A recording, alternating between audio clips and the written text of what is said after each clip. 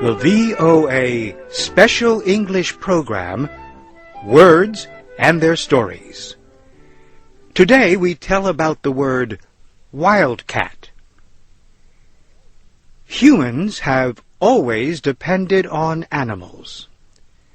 From the beginning of human history, wild animals provided food, clothing, and sometimes medicine.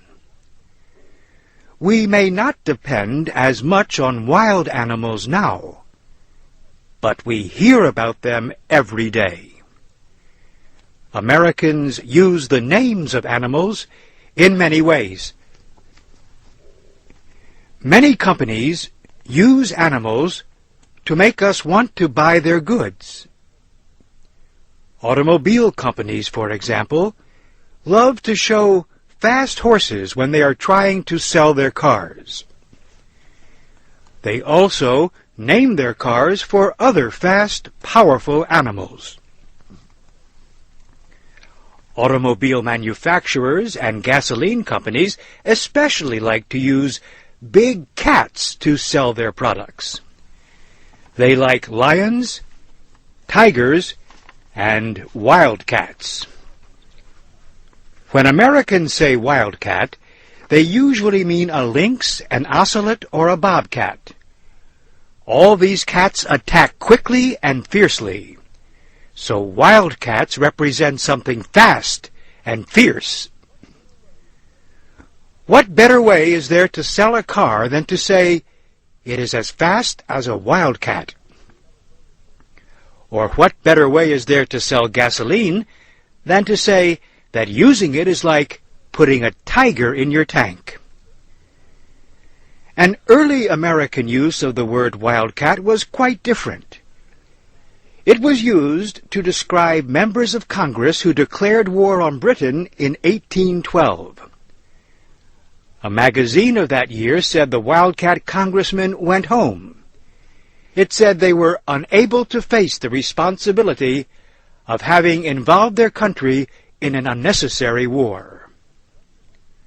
Wildcat also has been used as a name for money.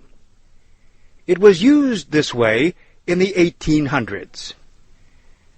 At that time, some states permitted banks to make their own money. One bank in the state of Michigan offered paper money with a picture of a wildcat on it. Some banks, however, did not have enough gold to support all the paper money they offered, so the money had little or no value.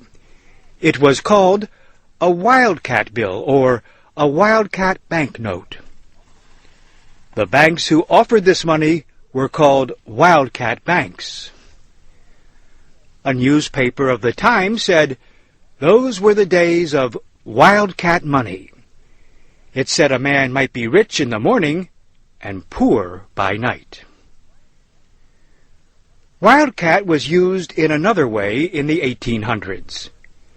It was used for an oil well or gold mine that had almost no oil or gold in it. Dishonest developers would buy such property. Then they would sell it and leave town with the money. The buyers were left with worthless holes in the ground. Today, wildcat oil wells are in areas that are not known to have oil.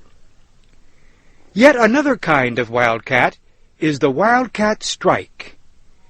That is a strike called without official approval by a union. During World War II, an American publication accused wildcat strikers of slowing government production.